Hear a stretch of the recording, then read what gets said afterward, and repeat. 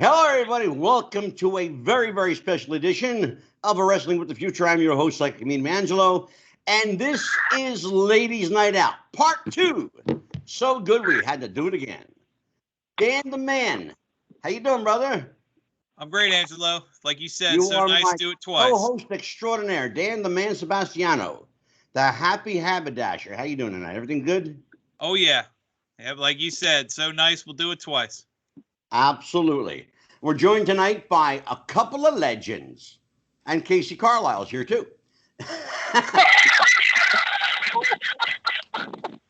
I'm not going to argue that because with the ladies on the line, you are 1,000% correct. I will not argue that at all. Let me introduce you to our all-star panel. We're going to talk about ladies, fierce fighting females of the squared circle. We're joined tonight by the legendary, the outspoken, always controversial, yet enigmatic and wonderful lady, Princess Victoria. How you doing, Vicky?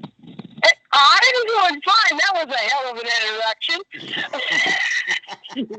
But is he wrong? No. Not at all. Well, yeah, you can't argue with the truth.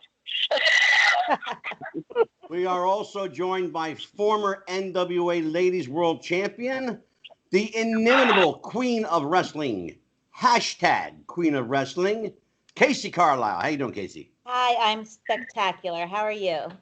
I'm absolutely wonderful. So good, if there were two of me, it'd be a crime. I'm good. Shut up.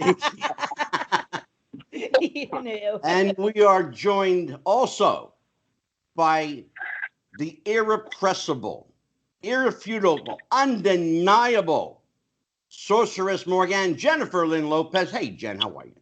Hello. I'm good. Hanging in there. Best I can.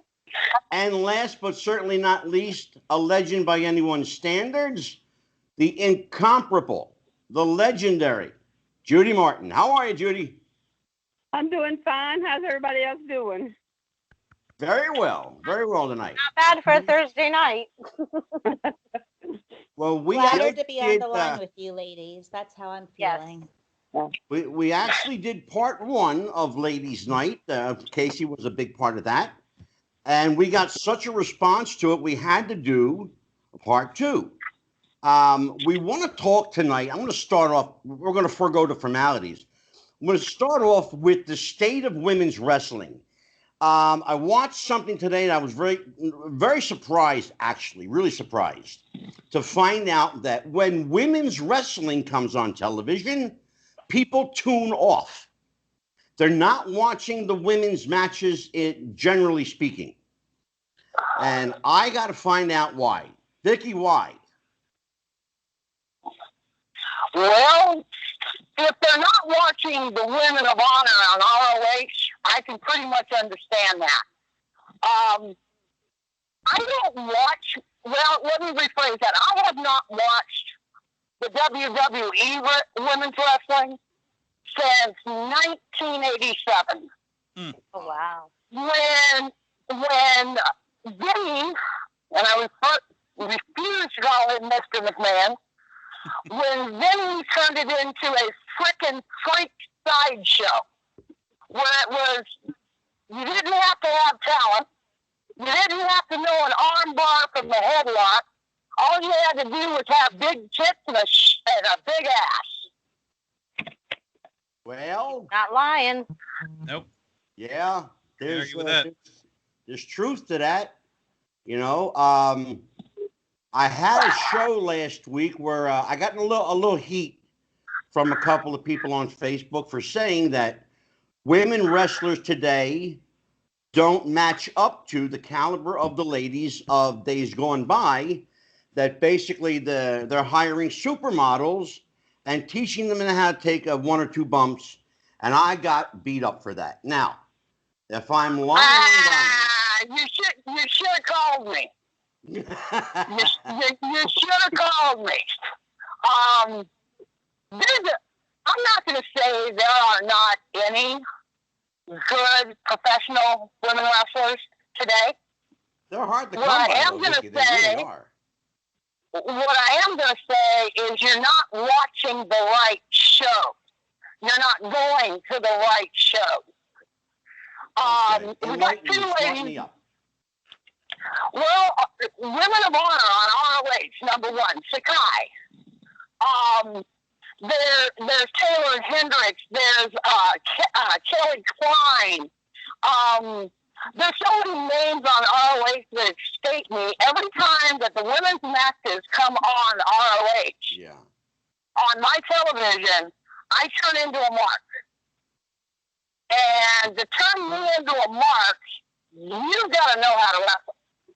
Okay. But then again, I can turn around and I have been shown, led to some YouTube videos that were women's wrestling, and I switched them off within the first 15 seconds.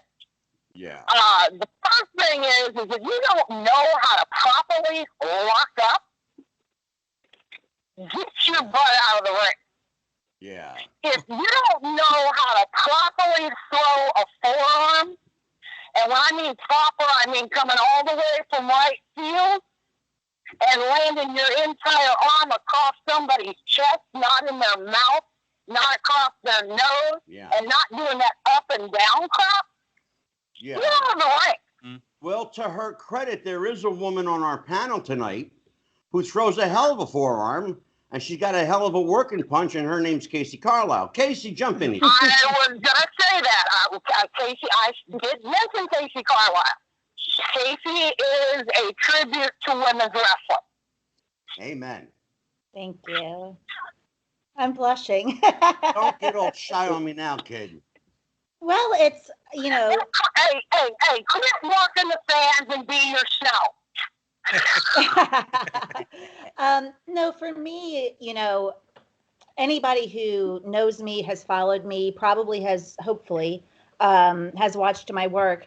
I strive to be a tribute to the ladies who came before me in the attitude, in the style, in the psychology, and, you know, not getting in there to do gymnastics or to regurgitate something that I choreographed that afternoon with, you know, a lot of rolling and twisting. And I get in there to try to be very physical, very aggressive, you know, and wrestle and be, Well, you know, there's give it something its else that you respect do instead of just, I'm going to throw on something where my ass hangs out, which is Yeah. fine. My ass does hang out, Well, but I and- try and to make it count for something too.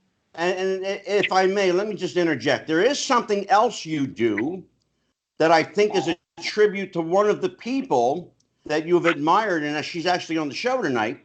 You actually entertain people, and you do it well, and you work your ass off. One of the people that you mentioned on the first episode of Ladies Night Out was Judy Martin. You mentioned her by name. Well, she's here tonight. Judy, jump into the conversation. Tell us what's missing. For me, in today's wrestling, it's the story. The part is missing is the story you're telling with your body. Your body tells a story out there without ever saying a word. And you know, if you know the moves and if you've been trained properly, you won't even have to talk in the ring out there. And you will Thank you so much. Thank you. You would be able to pull off everything that someone give you by when you locked up with them. You'd automatically know if they know what they're doing out there, because there's just a feel that you get from a person when you lock up, that you know that they know what they're doing and you can entrust with them. I think that's what is terribly missing. Go ahead, Vicky. And they listen a lot to the guys and stuff like that. And a guy they can teach a girl how to work and everything, but a girl's body is totally different than a guy's. We got boobs, and they don't have what you have to work with the ladies out there. So. Go ahead, Vicky, jump in. Judy. Oh, go ahead, Vicky. Seriously important. and it's very true. When you're in that ring and you go to lock up with somebody, you may never have met them before. You may have never, you may know who they are, but you may have never met them because you're in a different dressing room. But as soon as you lock up, the feel, the look, if it's not there, you know you're in trouble. Absolutely. Yes. You have to have chemistry. If you don't have that chemistry, there's a disaster right there. Well, Right. Jen, it's interesting that you chimed in there because I was just going to ask you. You're one of the few people here. I think Kacee may have also, but you're one of the few people here that have worked with the guys and against the guys. There's clearly a difference in physiology, but there's also a difference in style. Oh How yeah. to approach a match with another Well, woman? Well, okay. I mean, I'd say 8 years ago, I went up against a guy and he's like, "Oh, you're a woman, you can't do nothing." I'm sorry. Just because I have boobs up above my body and not below my dick doesn't mean I can't wrestle like that. Sorry. I mean, Hey, I Vic, Vicky, I knew that. this guy was like, "Oh, you can't wrestle." All right, you son of a bitch. I got you. And he was pissed because he had to lose to me. And he's like, "Oh, you're a girl. You don't know how to wrestle. You don't know how to wrestle." I beg to differ, but okay. But I mean, a lot of the guys that I have dealt with over the years, because I am a female, think I can't do what they do. Yes, my body type is different. However, I'm not a pushover. There you go. There you go. Jenny, Absolutely. Jenny, it sounds like you've been hooking up with a bunch of freaking prima donnas. Oh, you have no idea. Yeah. Yeah, you have no idea. She's absolutely right. I don't even have to see the match or know the name. By what they said, a good wrestler can wrestle anybody. Absolutely. And Yes, should. yes, there's a difference in the style that the guys wrestle than the girls wrestle. Sometimes, we go right, they go left. But as far as the moves or the psychology in the ring, Absolutely. there's really no difference in my mind. And any man who walked up to a woman who's been wrestling as long as you have and is over like you are, Jenny, and says something like that, needs his freaking boots super glued to the ceiling. Pretty much. Yeah, absolutely. I hope you went. I really hope, Jenny, when you were in the ring, you went to Idaho on it. Oh, you have. Oh yeah. Oh yeah, I did. Good. I did a chop, and one of the guys goes, "Holy shit! She just chopped him like you would thought it was like a thunderclap." For those in the Jen, if I may interject for a second, for those in the audience who might not get that reference, can you explain what that means to go Idaho on somebody? Who, me? Lay it in as hard as you can lay it in. It comes from the old potatoing someone. There you go. Yeah. Yeah, you're not working anymore. It's a shoot. Absolutely. Yep. Absolutely. Well. And if somebody were to disrespect me like they disrespected Jenny, they might crawl out of the ring. I don't care how big they are. Because that's one thing Sandy Barr taught me. You take them out at the knee, they can be Haystack Calhoun. If you give them a side kick to the knee, they're going to crawl out of the ring. Well, Jennifer comes from the Wahoo McDaniel School of Chops, so I think she's okay. I'm sure she is. wow. Okay. Well, let me ask you ladies to expand on that. You were talking about intergender matches. It's been some very good ones through the years, good intergender tag matches. With recent shifts, TNA having Tessa Blanchard as their heavyweight champion, recent backstage rumors in the WWE that they're going to transition Charlotte Flair into programs with men. While y'all seem to be in agreement that there's really nothing wrong with that, what are your opinions on putting the main title of a show, of the main heavyweight title, on a female competitor? If she can do it just as well as a man, why not give her the opportunity? Well, I'd be Took interested the words in. right out of my mouth. Yeah. A woman can do it just as well as a man. Shit, we give birth to children, y'all can't. So what's the difference? I think I'm the only one here in the minority opinion when it comes to this, and I think Uh-oh. Angelo No, knows. you're actually not, Kacee. I'm not a proponent of that. To I'm me, really not. when it comes to, and I've said this multiple times on multiple platforms, and I think it came up during the first ladies' night and so forth. To me, when it comes down to the intergender matches themselves, and I'm not talking about the true ability of a female or a male. I'm not talking about the true ability of the participants, whether they be male or female. I think, of course, women and men are capable of the same things, and sometimes women are more capable. So, we all have our strengths. To me, it's not about the legit shoot aspect of it, but when it comes to the execution of working an intergender match, I have never, and I've participated in plenty of them. Because that's been what's booked. I'm not so against it where I'm going to tell a booker no. If it goes into a storyline, if it makes sense, if there's a reason behind it, fine. But at the end of the day, and I'll use myself as an example because I can speak for myself and nobody else. If I'm in there with a guy, I worked a guy recently, or several months ago at this point, who is a good foot taller than I am, at least. And he's a big jacked up guy. And I said to him, I'm not going to take you off your feet unless it's from the second rope. I am not, I'm not a skinny girl, but I am 5'2". And my genetic physical makeup is so far off and different than him.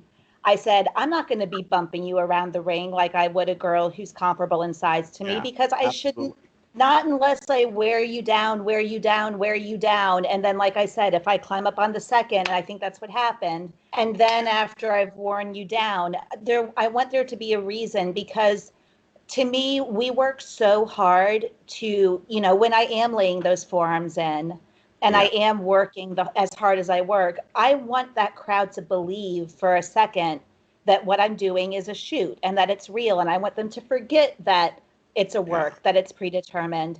And so I don't like the idea of working so hard to get people emotionally invested into my match, just to then turn around and in the first 2 minutes of a match, I'm going to bump a guy who's 6'4" and almost 300 pounds with one clothesline. It just feels so counterintuitive, and it's like throwing it back in their face.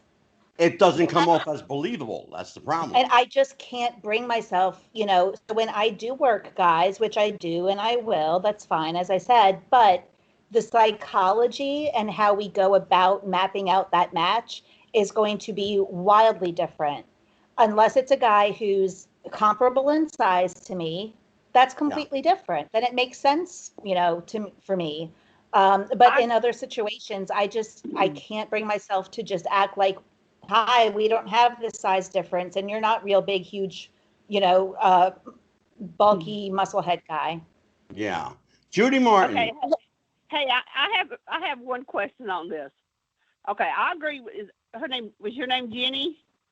Jennifer, but that's fine. Oh, is Jennifer? Mm-hmm. Okay, Jennifer, I agree with you 100%. My thing is, okay, you say Charlie's daughter is the champion in one group, right? Correct. Tessa Blanchard's the TNA heavyweight champion right now. Yeah. Oh, okay. Okay. What the guys look like in that organization? Are they big guys, small guys, or what? Combination of both. Okay. Yeah, they're moderate. The largest is maybe 6'2", 6'3", something like that. I mean, the what's his name, Archer, the guy she won the title off of was, I think, maybe 6'3", 6'4", 285, something like that. Archer. Yeah. Was that believable? Who watched that match? Is that believable? No, not. I watched it. I wasn't impressed, to be honest with you, but that's just me. Yeah, it was. I hate to say it, but it's one of those David and Goliath moments where the line between entertainment and believability was blurred to the point where, like Kacee was saying, I'm watching a smaller female knocking somebody off their feet with a forearm 2 minutes into the match, and it's obvious you're bumping and selling at that point and not actually working together. Judy, I have a question for you. Real quick question. Okay. Kacee and your friend Vicky mentioned a word that's very near and dear to my heart. One that I talk a lot about on this program, almost weekly, in fact. The word psychology. What happened to the art of working psychology? I think because a lot of, the people that started training, I guess later on, has forgot the part of the psychology part. All they taught was the bump part and some holes and stuff to get the person by. Yeah. And then when they go out there and work, most of them probably worked as a jobber. Start off with, which that means they couldn't get any psychology of it because they were getting the crow beat out of them all the time. And also, I just think they just lost sight of it. Like Princess Victoria. I have to agree with Kacee 100%. Even though I like and have done intergender matches, I mean, Buddy Rose, when I first came into business, Buddy Rose took me over like $1 million. He beat my ass to a pulp. Yeah. But he put me over. Absolutely. But there's a way to do it. And maybe I misspoke. What I meant by the psychology, the psychology in an intergender match is actually the same as in a male-to-male or a female-to-female match. Absolutely. I'm 5'8.5", slowly shrinking. And if they put me up against a woman who outweighs me by 25 pounds and 6 inches, she shouldn't be taking a bump every time I give her a forearm. Exactly. But Judy mentioned something, and I want to pick up Vicky where she left off at. The psychology factor is only believable if the two people involved in that match know how to sell, know how to work, and understand that the people they're working to want to believe that they're having a fight. Absolutely correct. I'm gotten real close with the fan base in the last several years.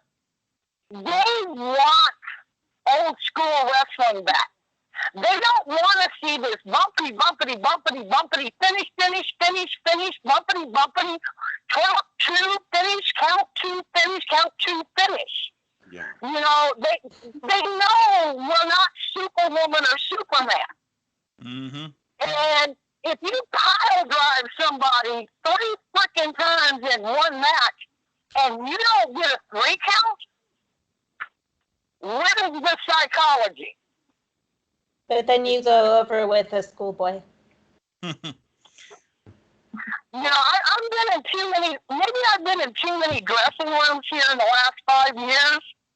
And the one thing, and I've said this before on your show, the one thing that gets my hair standing on end is, well, I got to get my this in, and I got to get my this in, and I got to get my this in. And they're sitting there for 2 hours talking over a 15-minute match. You know what, Vicky? Thank It's an overkill. That's what that is. Yep. The last time you were on the show, you and I spoke about that, and I mentioned exactly that. My biggest pet peeve, and thank you, Vicky, for bringing it up, And Dan will tell you, everyone who has been on this show will tell you, my biggest, pardon my language, fucking pet peeve is people spending 40 minutes going over a 6-minute match. That just Judy, drives me nuts. Judy, Yes. Yes. how long did we ever talk over our matches, be they 5 minutes, 10 minutes, 45 minutes, or an hour? No, I remember them coming in telling us, well, the baby face is over, work out your finish. That's it. There you go. And ever what that girl, if the baby face is over, say Vicky's going over, ever what Vicky used special as a finish, what you going to use, Vicky? She'll tell me. That's it. Call it in the ring. And that's right. Well, we pretty much knew the finish in the dressing room, but there have been times things have changed. Sure. Yeah. In the ring. Maybe this finish isn't the finish we need for the crowd. Maybe the crowd isn't reacting to this. Maybe me being a little bit of a tweener isn't working, and I need to get down on my hands and knees and do some selling. You never knew. We never knew what we were going to do in the ring until we were in the ring. Exactly. And that's my point. You call it in the ring. You create spontaneity. You create a feel for the audience. Oh, what's going to happen? Because they don't know, and they shouldn't know. The problem is everybody's smarting up before the fucking bell rings. I'm sorry. That's the second F-bomb tonight, folks. I'm sorry. Well, I really fucking wish you would fucking quit saying fuck. I love you so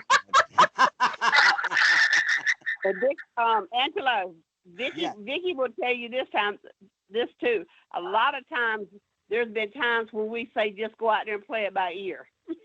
Exactly. Yep. You know what? Princess Call Vicky, it in the ring. will you do me a favor, darling? Would you tell the story that you shared with me on Facebook Messenger with Judy Martin? Judy, please remember I love you. Uh-oh. I can't remember what town we were in. I think it was somewhere in Texas or Louisiana, because Judy and I used to, for some reason, get sent to Bill a lot. And we were on live TV. And as you all, by watching Judy's matches, know, Judy had a pair. And there was no getting around them. And every time she body slammed me and landed on me, I got smothered. Oh, wow. So one day we were on live TV. This was not a tape match. This was a live match. And Judy did something. She went to cover me, and those things were right in my face.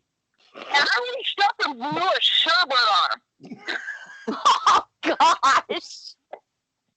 She jumped up like a scalded cat, and that match is on YouTube. If you see the match with me and Judy, where she jumps up and she's pointing and she's running around the ring anywhere but where I am, that's what happened when she jumped up. And I've seen that match, and it's a classic. And Judy, she's absolutely right. You had a set, yes, indeed. Oh, Lord. Do you remember that match? I remember. Oh. So were you a bit startled when you got the sherbet treatment? I was like, I don't know whether I should go ahead and pick her ass or what now.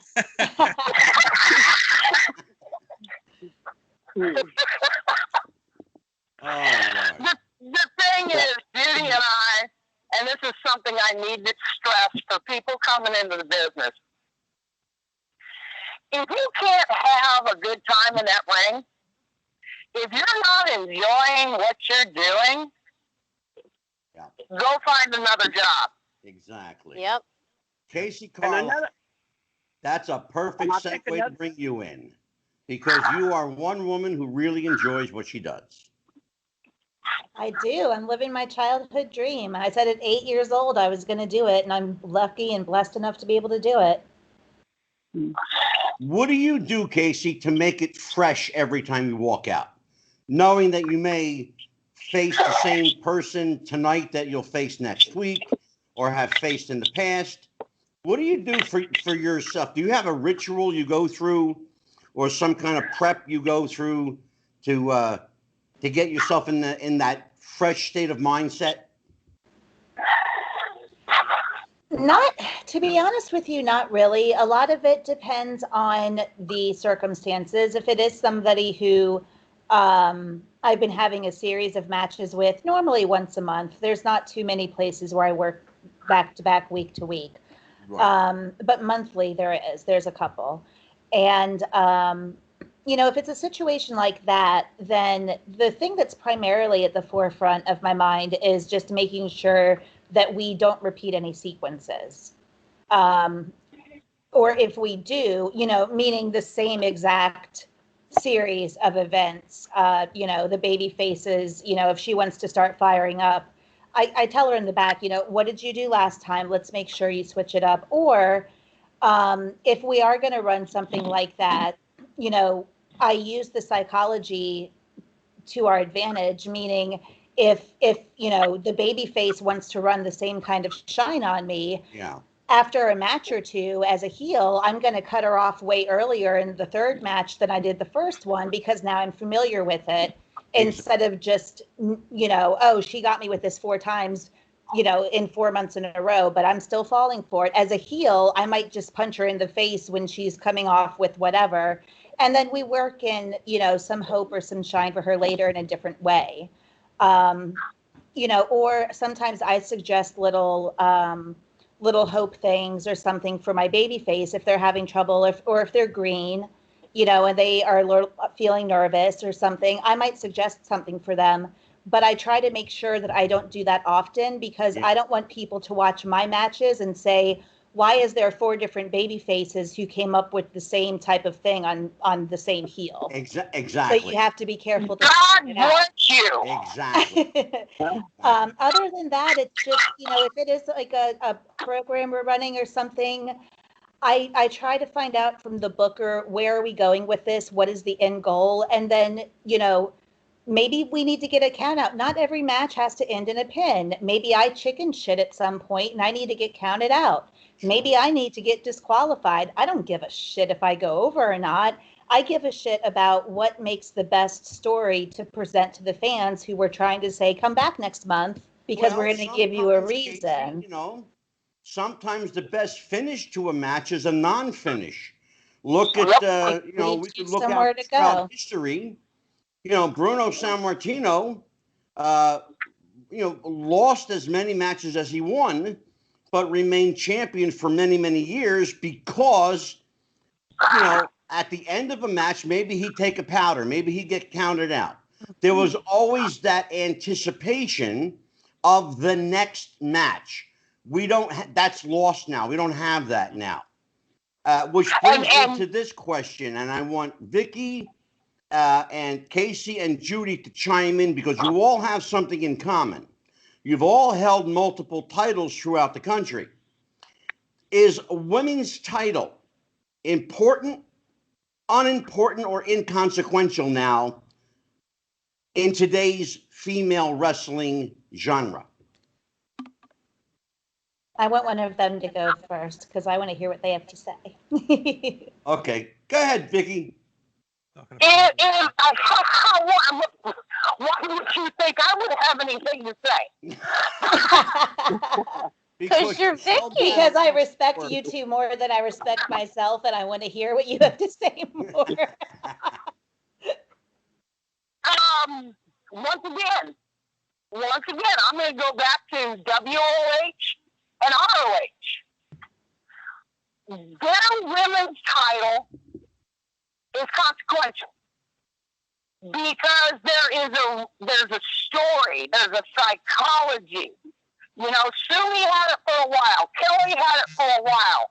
You know, and Sumi's one hell of a wrestler. She's about Kacee's size, 5'2", but she is a stick of dynamite. And it's consequential because you're going in there, and Sumi knows how to sell. You're not, even me, being as smartened up as I am, having been a professional wrestler, watching those matches, I'm not sure who's going to win. Exactly. But this WWE crap, you know, it's like Johnny Come Lately, the new kid in town. You know, as soon as Ronda Rousey hit the scene, you knew she was going to be the champion. Mm-hmm. You know, other than ROH and WA that I've seen, the women's belts don't mean diddly frickin' squat anymore. It's just a piece of metal. You know, in Judy and I's time, and Judy will tell you this. You know, when she was fighting for her title, you didn't know who was going to win. Yeah. The fans didn't, and they're sitting there and they're on bated breath because they don't know until that third hit on the mat who's really going to win. And it was a fight. That's it wasn't exactly a freaking talent show. It wasn't a talent show. It wasn't a wiggle butt wonder. It was a wrestling match. Exactly. Exactly. Jennifer, you're a unique individual on this panel because not only are you a worker and manager, but you also promote wrestling and you're an owner. So my Yes, I am. question is, how do you now in 2020 promote women on your shows? Well, we actually have decided that we are going to do a mixed tag team to talent both women on each side as well as men on each side. I have designed our titles for our women's title. It will not be known as the women's title. It will be known as the goddess title because every woman that holds that title is a goddess in her own right. Interesting. Nice. Interesting. I like it. Judy Martin. Yes. Judy Martin, my dear, you have held over the course of your career numerous titles in a multitude of federations. How important in your day was that belt around your waist? I think it went. I think each individual person that held that belt, I think it was something that showed them that they had made it. They had made it once they got that title. You know, as a professional, and I also think the fans thought more of that title than they do nowadays. Mm-hmm. Interesting. They recognize that title as you being number one. Nowadays, I don't think the fans and stuff see it as that. They just see it as like a decoration around a waist. Well, my contention, Judy, has been of late in the last few years that the title is nothing more than a marketing tool. Right. To get people to buy replica belts. When Kacee Carlisle wore the NWA strap, you knew she wore it because she was the best female wrestler on the circuit. Okay, When Princess Victoria or Judy Martin wore a title, they were the best at what they did. Now, it's inconsequential whether you have a belt. It's a marketing tool as far as I'm concerned. Dan, jump in here, please. Yeah, no, you're absolutely right. And you saw that in the trend we were speaking of earlier, where the women's wrestling evolved away from wrestling into the pudding matches and all that stuff. When you would have various models, people with clearly no in-ring ability or desire to even improve or have in-ring ability were the women's champion. I remember bra and panty match. Yeah, exactly. Hell. You know, the WWF had people, everyone from Stephanie McMahon to just like I said, just random models. WCW had their women's title on a man for a little while as a joke, and it was clearly the title was nothing. It's kind of, we talked about him before we were recording, but something Vince Russo said in an interview years ago when he talked about his mindset behind the title. He said it was a prop to push the narrative. And there came a point where the belt itself, which it's funny, you used the word strap earlier. Belt's not even a word some federations are allowed to use anymore. It's title. You can't, heaven forbid you say strap, you get fired. But you have they're props. That's part of the reason the belts are redesigned so frequently. Sell them more of them, and maybe now there's been more of a push in the recent rise, the women's revolution, I think is what social media dubbed it, where certain titles do mean more, but the women's title, it goes to kind of my question, means a little less when there's a push to put the men's title on a woman. Well, what is the women's title worth now? You kind of have both narratives going at the same time. Okay, I have to chime in on that real quick. Go ahead. If you guys remember, it wasn't that long ago, Tessa Blanchard said the only reason why she started started wrestling with the men was because the girls were too easy and she was tired of not, getting anywhere. So she decided, she put a tweet out, I want to say about maybe 6 months to a year ago, stating that she was tired of wrestling a lot of these prissy women because all they did was bitch and moan, and she wanted a real challenge. So that's when she said that she wanted to wrestle the men. Well, is that something that she said in character, knowing what was coming? That's what I thought at the beginning, Kacee, but somebody, called her out on it. She says, no, I'm fucking tired of dealing with these prissy women. I am on real with you guys. I'm done. I want to work the men. I want a challenge. I don't know the woman myself, but I do remember seeing her tweeting that, and she got pissed because somebody called her out on it. And she's like, oh, no. See, I actually want to have that push and be able to strive and prove that I can do it. Well, the person you're talking about, Jen, is a young lady named Jordan Grace. No, I'm talking actually about Tessa. Oh, Tessa. Okay. Tessa did that. Oh, I thought you were talking about the statement that Jordan made. No, Jordan made the same thing. Talk real, not kayfabe, not storyline. Tessa Blanchard did say she was tired of wrestling women with the quality of women wrestlers today. But I think that also fuels my narrative is she's the TNA heavyweight champion, or whatever they're calling themselves now. And so what's that? Yeah. Impact. So she's the Impact heavyweight champion. Yeah. So if she's the Impact champion, then the Impact women's champion isn't the best woman on the roster. Exactly. And what's that say for the women's division? Doesn't say much at all. It's stale. Exactly. Go ahead, Kacee. Takes a lot away from the women. Well, let me put it this way. You guys, you were talking about how this woman, and I don't know her, so forgive me for not using her name, was tired of the bitching, the whining, and the crying. And not wanting to take a fall. Not wanting to do a job. When Judy and I were wrestling, it didn't matter who went over.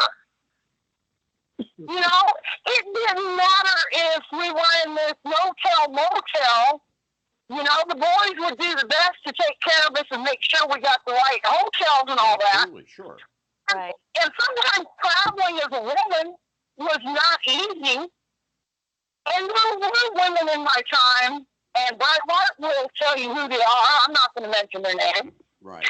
But Brett told me on his show that the one thing that he loved about Velvet, me, Judy, and Leilani was that when we came to Calgary, we went with the flow. You guys, and his exact words were, you guys were one of the boys. Exactly. You weren't calling my dad every day and complaining about the situation or the person you had to ride with. You know, you got in the car, you put your grip in the trunk, you got in the car, and you went to the town. And my dad never heard a word from any of the four of you. Yeah. So I can understand what this woman is talking about. If she's talking about these women are bitching, whining, and crying, and she doesn't want to wrestle them, I don't blame her. Well, by the same token, Vicky, I think we need to put things into context here, and Tessa Blanchard needs a reality check. It's a work. Okay? This is It's true. a work. If there's a problem Give me with one the second people and that I'll she's chime you in working, here. it's because they don't know how to work. This is true. This is true. And that Everybody? goes back to the promoter's lack. If the promoter is booking greenies who haven't trained properly, who haven't had enough experience in the ring without a crowd, Right. then that's the promoter's issue. Right. That means the promoter is not doing his job. Exactly. And I've got a broken collarbone from a promoter, and I don't blame the girl that it happened with. He trained her for 3 weeks and shoved her in the ring with me. Yeah. Yeah. And she went to give me a knee off the ropes, and instead of giving a knee, she took the knee, right knee up, and then Can I cut you off here for a second, ladies? Yeah. I'm sorry to cut you off. We have a surprise guest caller. Angelo, you want to introduce our special guest on the line? Who's on the line? It is a friend of ours from here in the North area at VCW and a Glow legend, ladies. Our special guest call-in is Gremlina. Oh, Grimmy. Everybody. Gremlina, how you doing, Grimmy? I'm doing just fantastic. How are you handling all these lovely ladies? Grimmy, we got a night of legends here. We got Judy Martin with us, Princess Victoria, I know. Kacee I know, Carlisle, Vicky. Jennifer I know, Lopez, and Vicky. Grimmy. Gremlina. How you doing, kid? Where are you? Where are you calling from? Me? Richmond? Richmond, Virginia. Yep. Right. So listen, you came in at a great time. We're talking about, we're actually talking about the art of working. When you started, who broke you in, Grimmy, and who taught you how to work? Who taught me how to work? Yeah. Colonel Nanichka. Colonel Nanichka. You know that name, Vicky? Colonel Nanuchka? Yeah, Colonel But Nanichka. that's I know Grimmy well. We've met on several occasions, and he trained her well. Exactly. So, Grimmy, let me ask you, let's bring you right into the fold here. What happened to the art of psychology? What was that? Can you repeat that again? Sure. What happened to the art of psychology? It went the way of everything else in the crapper. Another guest willing to sugarcoat her thoughts. Hey, my name ain't Candy, it's Sandy, and I don't sugarcoat.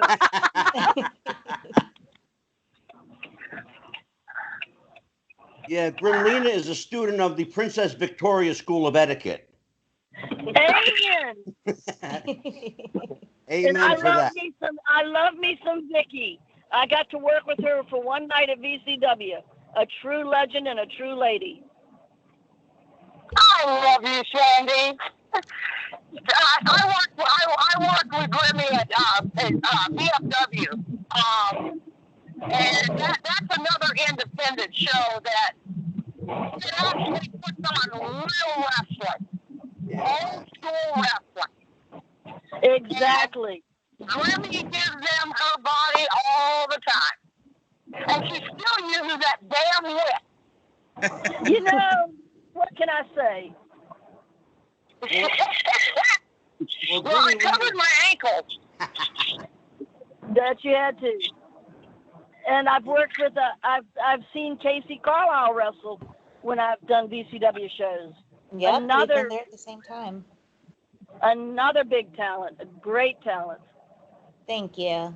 Well, we have The only lady I have not had the pleasure of working with, but I have a lot of respect for, is Judy Martin. If it wasn't for her, I wouldn't be here. Mm-hmm. Well, she's here, so tell her. Nothing but respect. You and Vicky and the ladies that paved the way for us, y'all did the hard work and got no credit for it. And nothing but respect and love. Absolutely. Thank you. Thank you. Well, Judy, let's talk about that. Let's talk about credit. Let's talk about getting your due. You know, Now you can go fix and get me pissed off, really, now. Uh-oh. I say go for it. Do it. Yeah. I want to hear. Go ahead. Go for it. Okay, go ahead, Angel. The credit that Judy got, what freaking credit? Judy busted her ass in that ring every freaking night. And what did she get for it? She got the great Moolah screw. Judy, tell me about what Moolah did to you in Japan with the belt. What part you want to hear about, though? All of it. All of it. Oh, God, let me see. I got a couple hours on this. By the way, Judy, this is a no kayfabe zone, by the way. So. And you know what? After hearing some of the stories about the lady in question, Moolah, I'm glad I worked for Matt Simber. Wow. Well, you know, I'm gonna first say I'm gonna give Moolah her credit for her time period in the business. You know, she did what she had to do to get herself over and everything.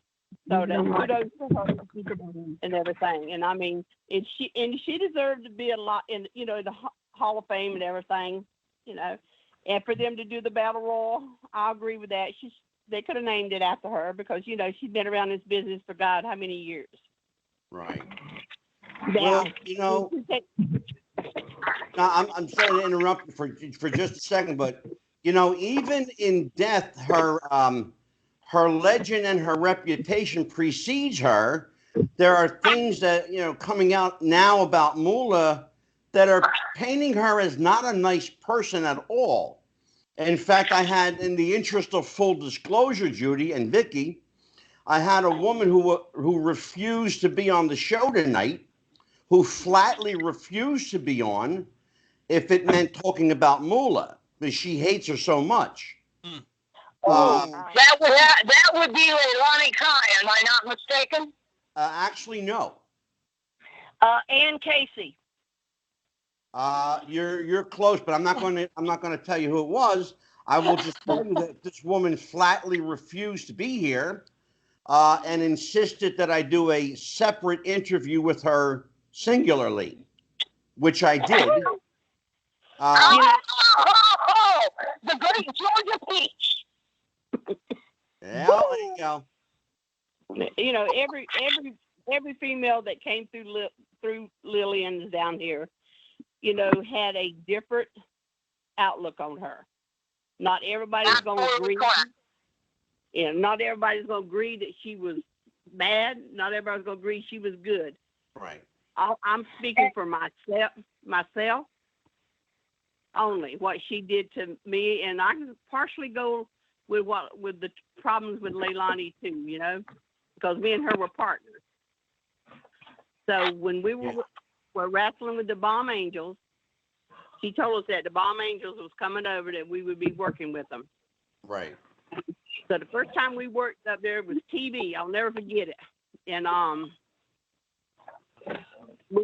we was up there, and the girls didn't speak that good of English, So we worked with them enough in Japan that we could get a match. You know, we can get over with a match with them.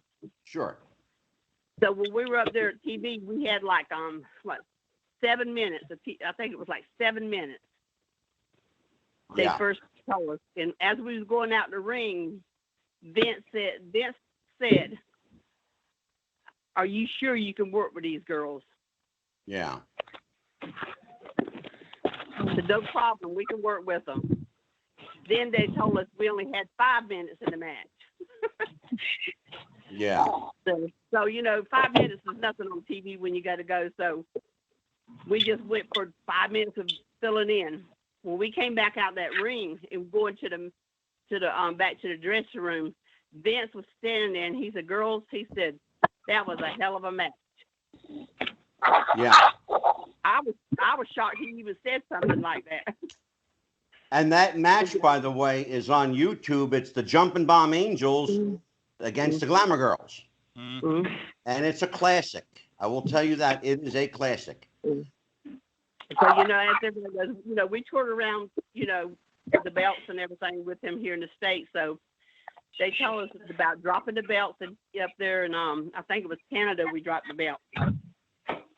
Judy, there. the last time Princess Victoria was here, I asked her a question about Moolah. I'm going to ask you the same question. I want your take on it. Okay. What's the difference between Lillian Ellison and the fabulous Moolah? Hello? What's the difference? Yeah, the difference between Lillian Ellison and the fabulous Moolah. I don't think there's any. I don't think there was any difference. I think she had a persona that she gave out on two different sides, and I think she portrayed one side as being evil, but and all around she was evil all over. Yeah. Vicki, you want to elaborate on that? Well, what Judy didn't tell you about that Moolah did to Leilani and Judy. There was a big title war between the Jumping Bomb Angels and Judy and Leilani. Yeah. Judy and Leilani go over to Japan. They get a phone call, and correct me if I'm wrong, Judy, because I've only heard this story a couple times. They go over to Japan. They're working the Jumping Bomb Angels. They get a call from Moolah. Moolah tells them that she was told that they needed to drop the belts in Japan and that they get them back in the States. Long story short, it was a lie, and Lillian put the screw to Judy and Leilani. Yeah, that's the story I heard, Vicki. Well, is it the truth or not, Judy? If you choose to say yes or no, that's your choice. If you don't want to say it, don't say it. No, that's the truth. That's the truth, and I can tell you where it all started from. Because when we was up in New York, you know, we never saw a check. They'd always go to Lillian. So we asked a question to Pat Patterson and them: why are all the checks being sent to Moolah and not to us? Yeah. And they said, and Pat says, no, we send it, the checks are all in your girls' name. So we never see a check. So he went and talked to Vince, and then he come back and told us that we were start getting our own checks in our own name. You know, we're getting our checks to our address. They took our address down. Yeah. And they started mailing them to us. Lillian, and we came back off the road. We had a week's intermission. You know, came home for a week and we were going back on the road. And she said, she called me and she said, huh? And this is exactly what she said, huh? And I haven't got y'all this check yet. I said, oh, Lillian, we already got our check. What's the matter? She said, what you mean y'all got y'all this check? I said, yeah, Vince didn't tell you. He mailed us our checks now. And he said we didn't have to pay no PC out of it either because he was paying you. Exactly. Wait, so you're telling me she was stealing your checks? Yeah. That's exactly what she's saying, yeah. That's Well, the part of now, bullshit. I'm sorry. to give you all a clue, I was on top, right? Yep. We were semi-main, main event, semi-main Madison Square Garden. Yeah. Never saw a check from Vinny. They all went to Lou. Yep. Could not figure out how I could get paid more at a high school in Louisiana from Bill Watts than I could getting paid for semi-main event in Madison Square Garden. Yeah. Lou would get our check, forward our name, put them in her bank. She would then tell us we made 50% of what we actually made, and then she would take her 30% off the top of that, plus the $300 a piece rent that we were paying, when there were 3 and 4 of us living in one of them little shanty shack barns. Oh, wow. That's crazy. Yep, that's true. You know, So wrong. Continuing with the Mullen narrative, actually, I want to kind of roll back to what was mentioned with the Battle Royal. Obviously, we all know the story. It was named, and then Snickers put the kibosh with the social media heat, and they dropped the name. Chris Jericho mentioned in his podcast he pitched the idea to Vince to name it in honor of Sherry Martel, and he had said he wanted to call it the Sensational Invitational, which I thought was a brilliant idea. So Grammy, I want to start with you, and then we'll go around. If you drop the name Moolah, who would you pick to name the Battle Royal in honor of? Good one. I think Sensational Sherry is a good. I like that Sensational. I also like Miss Elizabeth. There were so many legends that went through the WWE. It's hard to say. I would just say, to be blunt, why not put it the Women's Invitational? Okay. Give credit to all the Very women. generic, sure. Yeah. Why not? Okay, Give all the women credit. I like it. Hold on. Here's an extra lamp for you. All right. Well, we'll go around the circle. Jennifer, what about you? I like how Judy said, it'd be all about the women, because again, it's not just about one woman, and these ladies helped pave the way for women like myself, and Kacee helped pave the way for women like myself. However, again, say something. It has to be about the women. It shouldn't be about just one person. If anything, the legends, the women's legends, something like that, to show our respect and everything to those women. It's not just one, it's all of them. Exactly. I like it. That's an argument I've been having with G.L.O.W. for a few years now. It's not about one G.L.O.W. girl, it's about all the G.L.O.W. girls. We all made the show. Just like all the women made. It wasn't Wendy Richter that made it. It wasn't Sherry Martel that made it. It wasn't Miss Elizabeth. It was all the women who had the guts and the fortitude to train and get there. Because back then, it wasn't like today. You had to pay some dues, and you did not get the respect. So I think, like I said, the Women's Invitational. That goes back to what Princess Victoria was saying earlier in the show, about working your way, learning your craft, earning your keep. Well, if I can have you expand on that, recent social media heat's gone down on a few female competitors. Obviously, in the WWE, Nia Jax had a series of matches that all resulted in injuries. I know on the Ring of Honor side, we mentioned her before, but like Sumi and Kelly Klein have been beat up for some botches. I want to know, from the outside looking in, ladies, do you feel that women's wrestling is judged harsher in the sense of botches and injuries and screw-ups the way that a men's match would be overlooked? Oh, go right to Kacee Carlisle on that one. Absolutely. Go right to Kacee on that. Why go to me? Go ahead. You know, I think it's possible that women are judged more harshly, but I also think a lot of that has to do with and I'm trying to make sure my words match my thoughts here. I think a lot of it has to do with the fact that women start under a little bit more scrutiny in a lot of ways because, as we've all said at some point, I think women are more prone to being put into the ring before they're ready to be put into the ring. And I think that it's very, very, very obvious when that happens, and people are very quick to pick up on it because, you know, as soon as somebody has a first couple handfuls of matches, you know, people have made their mind up about that worker. Either they're horrible, and once that happens, it's very hard to get out from under that balloon of she sucks, she's dangerous. Yeah.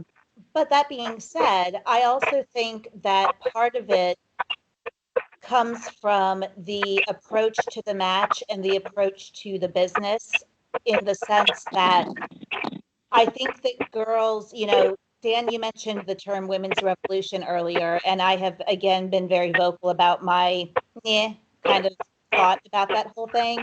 Right. I think girls have been making an effort to try to not focus on working and having the psychology that we're talking about and being safe and presenting a solid match. I think that they have shifted into anything you can do, I can do better mentality. Right. And they're taking bigger risks, doing things they may not know how to do properly. Maybe they never learned how to do properly.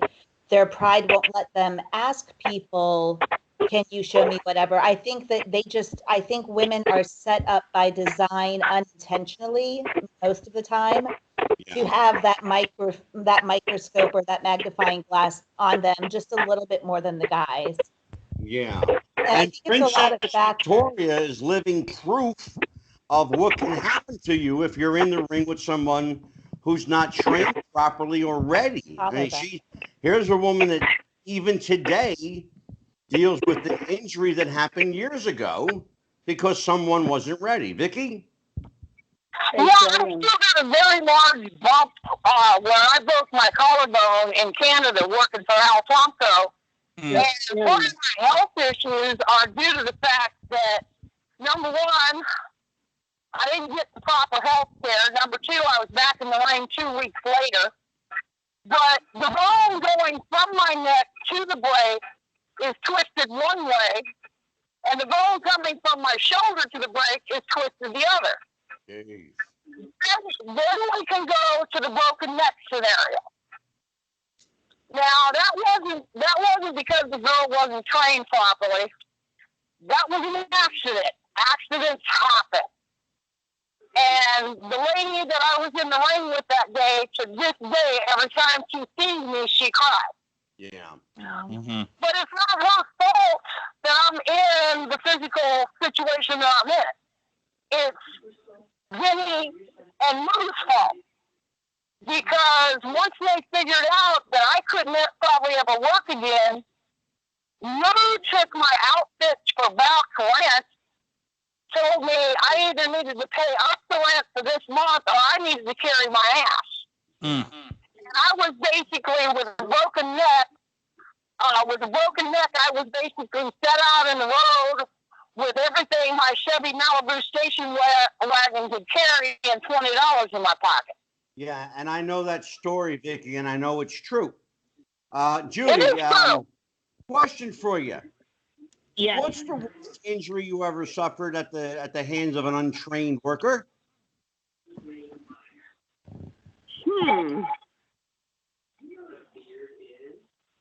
I've been lucky. Most of some that's been was a just like, hitting in the jaw. Mostly was that, but it wasn't serious. It just bruised and stuff. That's because they wasn't taught how to hit right. Yeah. So, but I've been very lucky about not having any major bruises of people that couldn't work. And I think I think the people today forget when they're working, it takes two people in that ring to pull off that match. Yeah. And and also, I think it's very important to also point out, with everything we just said, I think it is also very important to verbalize and to recognize that accidents can happen no matter how well you're trained, no matter how long you've been working. Kacee. It's dangerous. So it's not just about, the things that I mentioned. It happens to girls, who have been working for decades or who are well trained. Kacee, let's explore that. Let's expand on that, as Dan likes to say. Let's expand upon it. Here's what we're going to do.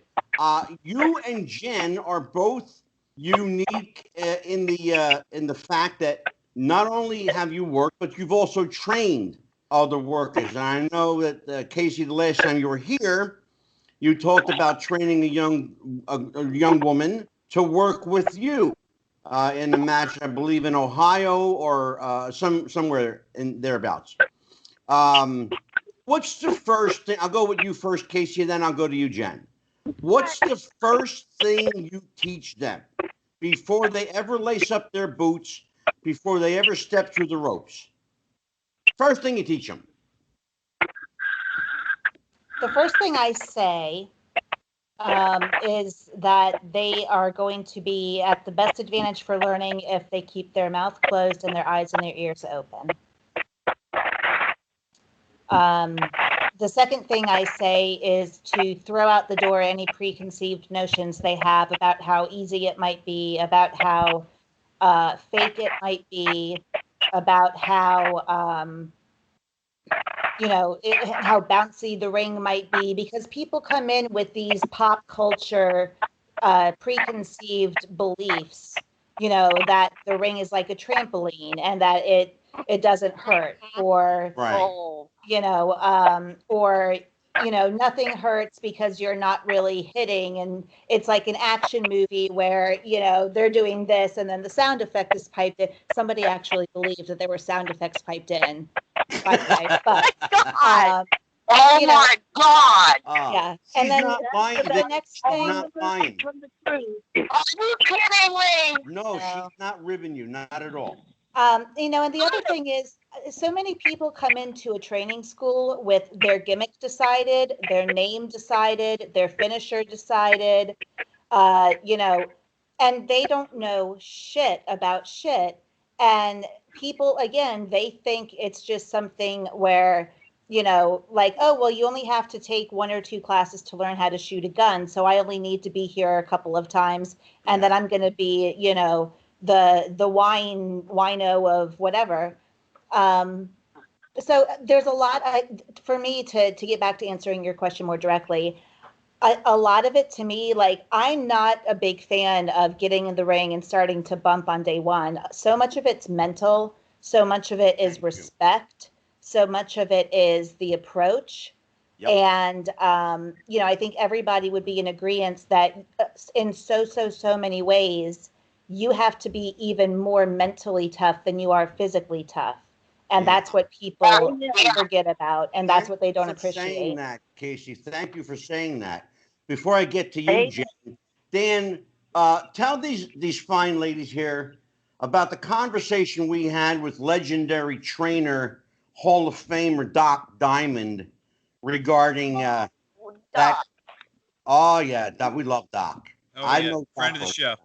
Tell him. I actually retired the women's tag team titles with Princess Chrissy Johnson. We held those titles for 2.5 years before they retired them. Oh, nice. All right. Go ahead, Dan. It's funny, Kacee. Doc said almost verbatim what you did, that almost you bring these guys in, and they already know their gimmick, and they already know how they're going to work the crowd, and they already know their finisher, and they already know what their trunks are going to look like and what their tights are going to look like, and they have this image in their mind. And he said it's hard. You get these guys that come in and you work with them, and I'm sure you've seen it. Sometimes you get a first impression. It goes to what I bring up often. It was the attributed to I believe it was attributed to the Florida territories. The adage of the real, the best wrestlers are the real you turned up to 11. And Doc would tell us a story that he would get these guys, and 10 minutes into working with them, he's like, "No, absolutely not. That gimmick would never work for you." And he'd try and explain it, and these guys wouldn't get it. They wouldn't. They're like you said, their minds were shut. That's because they made that character on the video game that they got the other day, and so they think that that's what they're destined to do and be. Thank you. Yes. They picture themselves in that character they created in WW2K, whatever year we're in. Right. And so they think that that's where he went. That's exactly where he went with it. It's actually funny because the conversation drifted through video games where we talked about, like you were mentioning, with the women having to one up, and now you instead of one chair shot, now you've got 10 chair shots. You get put through 2 tables, you get 3 pile drivers, and that's not the finish. And you still in with a schoolboy. Exactly. And he mentioned that he said these kids are coming in that grew up on video games, and they played the wrestling video games, and they think that's what wrestling is supposed to be. So they want to be the high flying 25 super kicks in a match. Everybody gets a chair and a spike bat and a table, and they have this image in their mind. And the first thing, like you said, they're not even taking bumps. We're going to work on taking the arm, or heaven forbid, Judy, back me up on this one, you're going to have to learn to start a match by shooting off or by locking up. And these guys don't get it. Like, what? Can't we just start the match with some kind of flip or something? I want to do a moonsault because my character, and I'm also, not to stray away from what we're talking about too much. One of the first when it is time to get into the ring, I'll be damned if I'm standing there, and I have not been part of a training school for several years. Let me just say that. But when I have been, one of the very first things, if not the first thing they learn when they're entering that ring for the first time, is to wipe their feet, is to, get in the ring properly, respect the workspace. And I'm such a big fan, I always liken it to building a house. You can't build a house on sand and expect it to stand. You have to have a solid foundation, and then you build on that. And I'm such a big proponent of, once somebody has learned the fundamentals, once they've learned the basics, I love the idea of running a training class, or once a month running a training class or something, where you've got to run a mini match and you cannot hit the ropes a single time. Because I can't tell you how many shows I've been on when those ropes go in match number 2, the rope snaps. Yeah. And I can't tell you how many guys become deer in the headlights immediately because they don't have those ropes to do the spots off of. They can't climb to the top rope to do A, B, and C. And I think it's really important to be able, if you don't have ropes, you got to be able to do mat work, or you've got to be able to work around that. Sometimes you don't know until it happened to me the match before, the rope snapped. And so, it all boils back down to building on top of a solid foundation. And then it's just like when you make a cake, you don't put the icing on the cherry first. Yeah. It's the cherry on top. That's a saying for a reason. It's the same type of thing. Exactly. All right. Well, Dan, hold on, may I interject something? Please. Go ahead, Grimmy. Interject some things about training? Go ahead. Because I did it, I've gotten it, and I'm sick of it at times. When I stepped into the training center for G.L.O.W, and yes, it was a training center. It was in a warehouse. We had the ring and mats. It was us girls. First thing we did was warm up instructors. The first thing they told us is, you will not do one move until you learn the basics. We had to lay on our backs and learn how to smack the mat and then elevate a little bit more. We were in that training center from 9 to 5, Monday through Friday, before we even started our taping. And thank goodness. Before we go any further, Grammy, we're going to have to do a commercial break. We're coming up on a hard break, so we got to say goodbye to you. I want to thank you for joining us. You have anything you want to promote, plug real quick before I let you go? Well, COVID is done with my promoting. Just anybody can find me on Facebook. I love hearing from my fans. Everybody knows I put over Wrestling with the Future podcast because of my boy Jeff Robinson. Yeah. And I've learned to love my Angelo. My Angelo is a buddy. And I love you ladies. Thank you, God, for paving the way for me and everybody else that comes along. And just everybody have a great show. And hopefully I'll see y'all in the future. Thank you, Gremlina. Thank you so much for calling in. Bye. Have a blessed Bye-bye. evening. Be safe, Grimmy. I'll see you on Facebook. Love you, gal. All right, Dan, a word from our sponsor. Go ahead. Yes. Word from our sponsor, Wrestling with the Future, is brought to you by our friends at Manscaped.com. Perfect sponsor for a show featuring all women. And so for those of you out there, Manscaped.com, whether you're carrying a couple of cue balls, whether you're a werewolf from the waist down. Now, me personally, I'm a child of the 80s. If there's one thing I know about the Wolfman, it's that he's got nards. And if Wolfman wants to take care of himself, he can with our friends at Manscaped. You can enter the promo code Wrestling Future. That's Wrestling Future for 20% off any of their package deals, any of their combos, starter packs. Friends at Manscaped.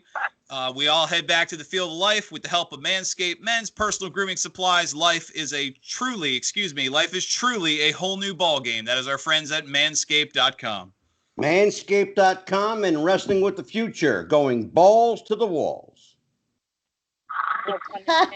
And we are. I get it. All right. Where was that kind of stuff when I was around?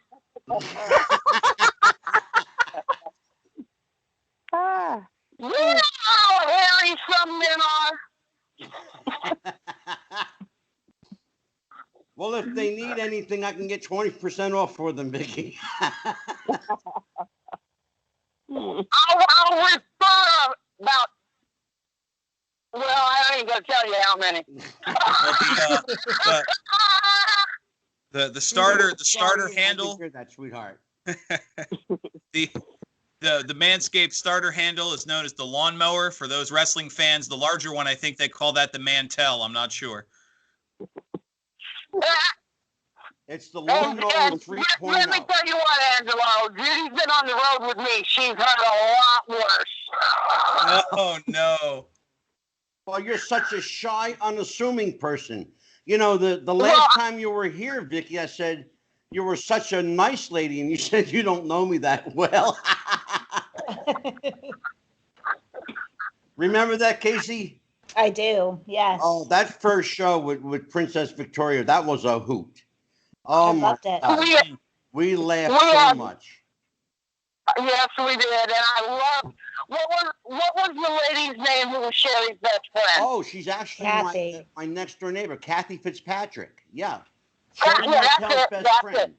Yep. Yeah, she friended me on Facebook, and she has put up some things with her and Sherry, and if I got nothing out of that show, which I got more than nothing, I got to see those photos of Sherry when Sherry was really happy. Oh, yeah.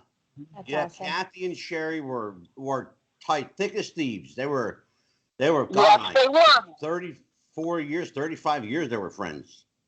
Uh-huh. Yeah, a long time. So now you got your cohort in crime here, Judy Martin, with you. How far do you go back, Judy? You and old Princess Victoria. Oh God! Since the first day she walked through Moolah Hill. which is how many years, Judy? 30. Is it 30, 35, Vicky? 1981. There you go. Okay. 1981. There you go. I had been with Sandy from late 79 to late 81.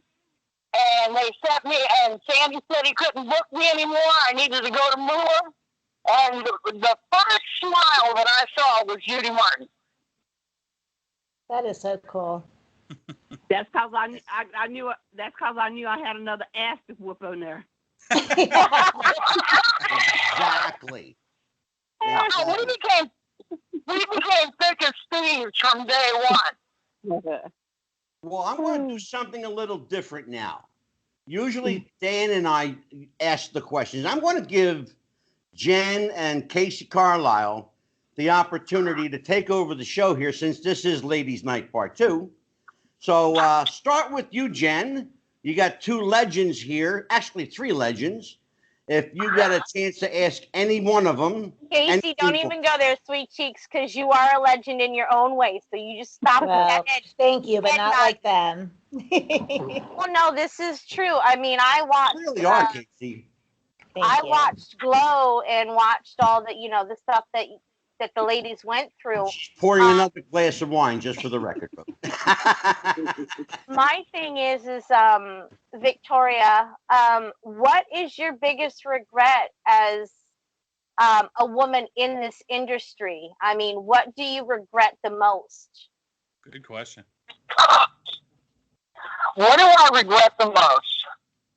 I regret Moolah not having the foresight to know what a stable of women wrestlers like Judy Martin, Leilani Kai, Joyce Grable, Velvet McIntyre.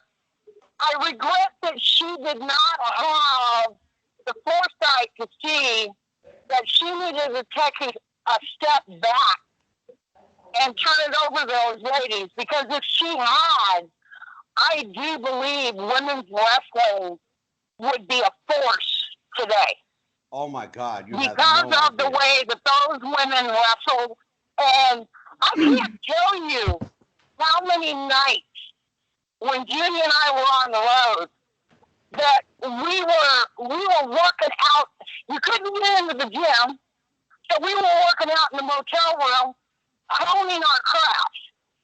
Right.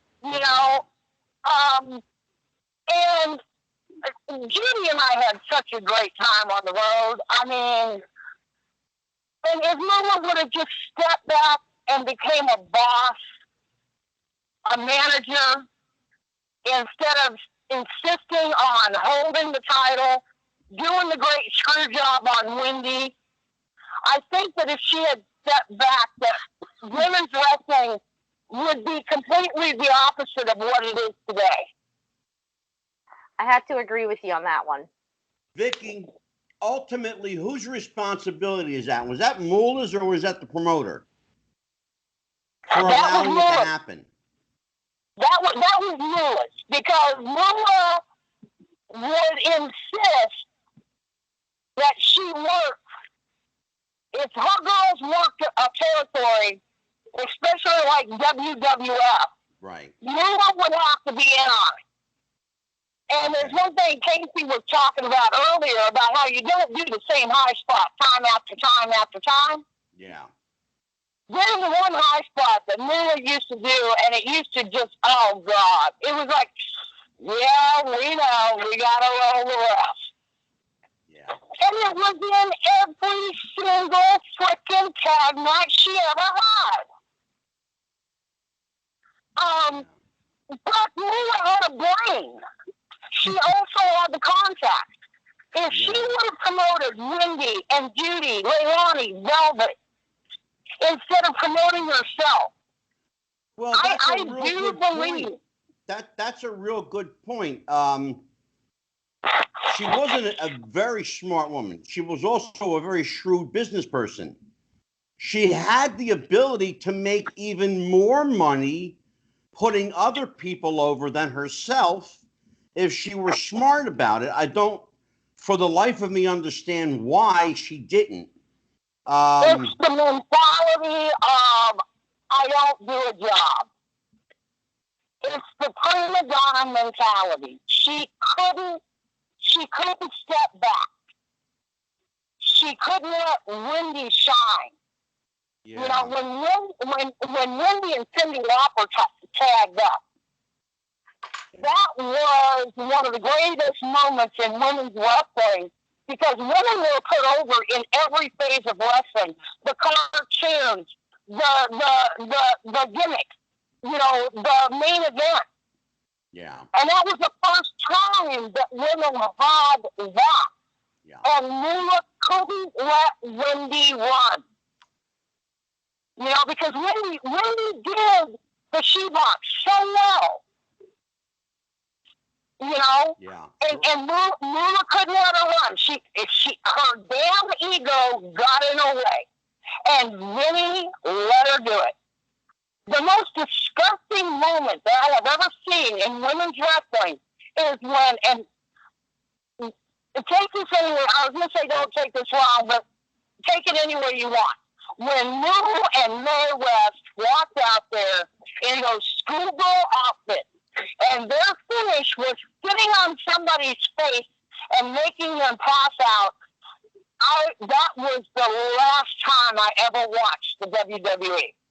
Yeah, I was freaking mortified. But if Moo had stepped back and let Leilani and Judy run, let Wendy run, you know, let Velvet run, look at these women. And look at the drawers. Almost 40 years later, and there's fans out there that still remember their names, that still go to YouTube to watch them. What would have happened if Lillian had shut up, stepped back, and let him go? Yeah. Well, to your point, Vicky, I remember Judy Martin, and I remember Princess Victoria, and I remember Donna Christianello, and June Byron, Penny Banner, and Mildred Burke. And I can't tell you for the life of me who the hell any of these women today are, other than Kacee Carlisle and Sorceress Morgan. Right. Nice. Right. It's the truth. And even with my short run, I'm still amazed at the people that remember me. Well, you had 2 solid years in the mainstay that were, let's be candid and honest about it. That was 2 years of over. Right. Right. Well, actually, it was more than 2 years because Buddy Rose started it in Portland. Well, that's true too. Yeah. If you watch the Portland matches, I mean, Buddy Rose, the boys in Portland went, and I didn't know this until last year. Buddy and the boys and Sandy went against Don Owens' wishes in Portland on that 8-man battle royale where Buddy busted my head open. Yeah. I was supposed to be the first person out of the ring. Yeah. The boys decided that they were going to put me over and make me the second to last person. Buddy won the battle royale. I was the last person in the ring with him. And that's called doing what's best for business. And that's what Buddy and the boys were looking at. They knew I paid my dues. They also knew that I was a crowd favorite. And I was okay before Buddy decided that I would, and this was right after his feud with Piper. Yeah. Yeah. So Buddy was over 10,000% as a heel. And for him to do what he did for me by letting me in that battle royal, be the last person with him in the ring. Yeah. I can't ever pay that man back for that. Oh, sure. But they saw money. They saw more asses in the seat. Absolutely. And see, this is what, you asked earlier, what's wrong with wrestling today? That attitude right there. Exactly. Buddy didn't care that he ended up foaming at the mouth in the crow's nest of Portland when I kicked him. What he cared about was this was going to put more asses in the seat. Well, yeah, and that's the difference. They did what was best for business for the fans instead of doing what's best for business for their damn corporate sponsors. Yeah. That's the problem. Yeah. Kacee Carlisle, you're in the presence of a couple legends tonight. Ask questions, please. Well, I hope that I had to run off for a second, so I hope that this isn't going to be repetitive with what I didn't hear. But I actually had 2 questions that I wanted to ask. And I'm going to be a little bit of a hypocrite because this is sometimes considered of those typical interview questions, but I'm interested to hear what they have to say. My first question is, I would love to hear if there are any ladies that that you did not get to work with that you would have loved to have worked with, whether they be, you know, from back in the day or somebody currently who you respect. And then my other question is, in hindsight now, looking back, do you feel as though you wish that you would have ended your career earlier, worked longer than you did? Are you happy with the length of time that you spent in the ring, or do you feel as though there's some unfinished, lingering, something you wanted to achieve? Those are my two questions. Go ahead, Judy. You answer that one. Okay. The first question about if there's anybody out there I would love to work with, had to work with. Oh God, let's see.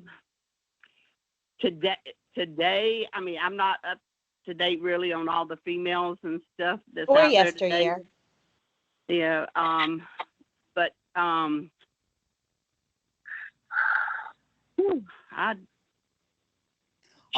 hate that question being asked of me because I'm not good at coming up with girls' names on the spot, and I always feel bad. But I'm so interested to hear if there's somebody during the heyday that you never got to work with, or, you know, I just am so curious, like, what is the match that never happened?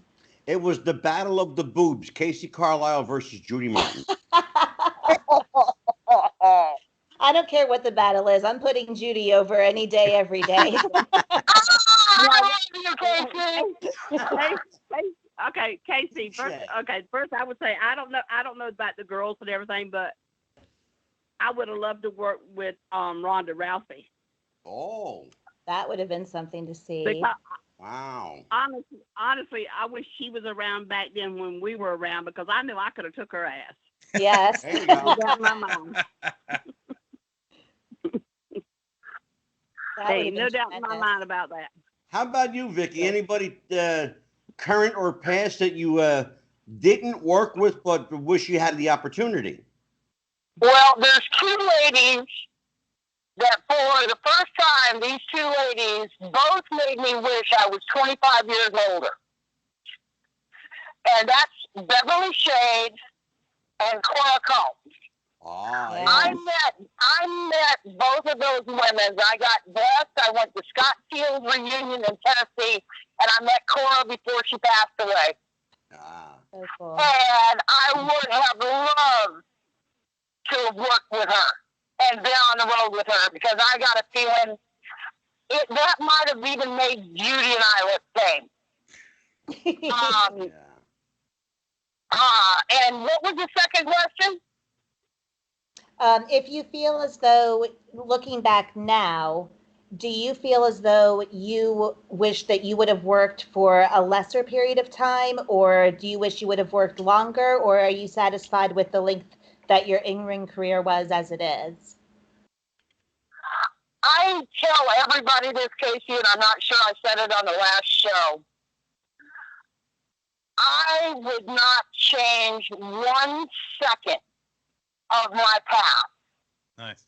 Because if I hadn't broke my neck, I wouldn't have met my first husband. If I hadn't met my first husband, I wouldn't have had my son John. If I hadn't had my son John and kicked out my first husband, I would have never met the love of my life, Jack Kacee. Mm-hmm. So no, I would. Although I do miss the road, although I would love to be in the shape and be able to get back in the ring, because that's an adrenaline rush no drug can give you, no, I wouldn't change a thing. I love that. Good. I would. I know you Tell would. us all about it. I would have loved to really finish out the series with the Bomb Angels. Oh, yeah. Because I think at WrestleMania it would have been a big turnaround. Absolutely. I think so too. And I, as a fan at that time, would have loved to have seen it as well, by the way. It was so cool to see. Well, I'll tell you what, Dan, I want to throw it to you. Okay. Sorry, I'm slightly distracted by the real life that just got dropped in my lap here. I guess I have one last question for y'all, and we talked about touched on it a little bit. We looked at how women are judged, and we looked at the progression now. Kacee, I guess this goes more for you and Jennifer. Is it still hard today as far as women getting into the business? Like, are there a lot of, because I mean, there's pro wrestling schools all over the country. Are there a lot of wrestling schools that don't accept females, or maybe they're not qualified to train them? Is it still in today's age, with the Divas Revolution, with the Women's Revolution, with women's wrestling being supposedly so prominent, is it still hard today compared to what you knew then, or when you got in to get in into wrestling as a female today? Do you want to take it first, or do you want me to? He told you. He asked you, girly girl. So it's all you right now. I will say that when I got into the business and when I broke in, it was absolutely 1,000% nowhere near as difficult as when Victoria and Judy broke in. Not even comparable.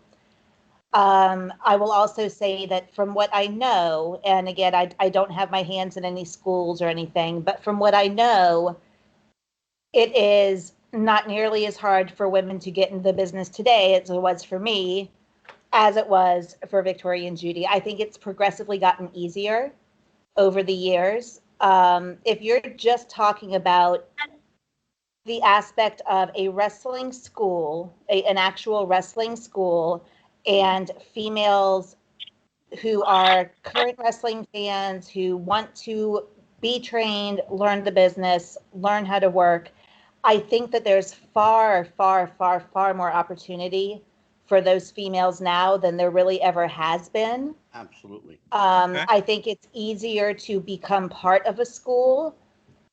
I also think that, that being said, the other side of that coin is just because it's easier and there's more opportunity there, it doesn't mean that it's quality or that they're going to receive good training or that they're being trained properly or that they're being set up for success just because it's easier for them to get into it. Good point, yeah. Very good point. You know, there was a period of time when I saw earlier in my career, so we're talking the early to mid 2000s, there was a lot of girls who ended up calling themselves workers or at least considering themselves part of the business because their boyfriend was a worker. And they would go to the show with their boyfriend, or they would go to the school with their boyfriend just to sit there and watch, which I'm against also, but that's another topic. And they would get scooped up into it because the promoter, the trainer, the whoever would say, she's cute. Does she want to walk you to the ring? And the girl knows jack shit about the business and she never got trained. And yet here she is being presented as this is a new girl in the business. I think that that's starting to happen less. I think that girls are seeking out schools on their own accord because they've grown up wrestling fans, because they want to be trained and to be a worker. But I also don't think that going to a school equates being put out on the right foot to succeed and being trained well and everything that goes with it. My friend Jennifer is salivating to jump in on this one. Go ahead, Jen. You're chomping at the bit. Go ahead. Well, no, I'm the baby of all of us ladies tonight. I'm going to be celebrating 14 years in the business. And Kacee is correct. There are, when I started, there was a lot of times that, I trained, I was one of 2 girls out of 30 guys that trained. I was the only female out of the class that actually passed everything. And, a lot of these females say, oh, I'll just get by my looks. I'll just, do this, I'll do that. No, if you're serious about wanting to be a wrestler or a manager, then go and do what you're taught. As Kacee said, keep your mouth shut, listen, and learn. Another thing that really pisses me off with some of these women is like, oh, does it hurt? And earlier about training, when I trained a couple of girls, I said it's 90% physical 10% mental. You got to stop overthinking stuff. Well, the other thing, Jen, that I thought you were going to go there when Kacee mentioned, the girlfriends hanging around their boyfriends who work. I know I know what you're biting your lip, because you and I both know that you've had very direct dealings with those kind of individuals. Oh, can you get me a job as a manager? Oh, can I do this? Can I do that? So go there. Okay. Like, I started out as a manager, but I learned more than the basics. Because the thing is there was a couple of girls that came in with their boyfriends. Oh, that looks so easy. I can do that. Well, I worked a show, and one of the girls' boyfriends was actually going against my ex-husband. And this bitch started talking shit outside the ring, and I said, "You're a valet, you're not a manager. Shut the fuck up." And she goes, "I'm not a valet. I know what I'm doing." I said, "Do you know how to run the ropes?" "Well, no." I said, "Do you know how to do a bump?" "No." I said, "Then you're a valet. Shut the fuck up." There you go. And it pisses me off, because that's the difference between a valet and a manager. A manager knows when you got to do what you got to do. A valet is a piece of ass coming out with the other wrestler. Okay, that's what she was. She came out with the mini skirt, the tube top, and I'm such a something so sweet cheeks. That shit's gonna fade real quick. Unless you're gorgeous George's valet, he was a man. We're yeah, that's different. She was smart. You do that voice way too well, Jen. I was gonna say, Jennifer, what's funny, Jen, is what you were just talking about. I actually saw happen at a promotion where the boys, the tag team, picked Sandlet out of the crowd and had her valet them up to the ring. And I happened to be sitting beside one of the boys' wives, and she looked up and says, "Who the hell is that with my husband?" Oh, shit. But see, the funny thing, I went,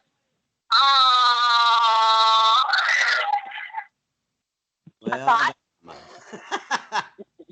but see, and I agree with you. I agree with you, Jen. Back in my day, your wife, your kids, if they came to the matches, their butts were in a seat. Thank you. And it was paid for. Right. My family came to the match where Buddy busted open my head, but I paid for their seat. Exactly. Right. And they were not in the dressing room. They were not out with the wrestlers by the dressing rooms. They were not out in the cars. You're Their exactly butts were in the seat in the wrestling arena, just like any other fan. Well, right. And see, with told us when Superstar Bill Dundee was here a couple of weeks ago. If you weren't a wrestler, you got nowhere near the dressing room. You got nowhere near the back. You were in the audience, and you paid for your ticket. Yeah, absolutely correct. They also had to be careful the way the fans were, especially I think Bill mentioned too, in like the Memphis area.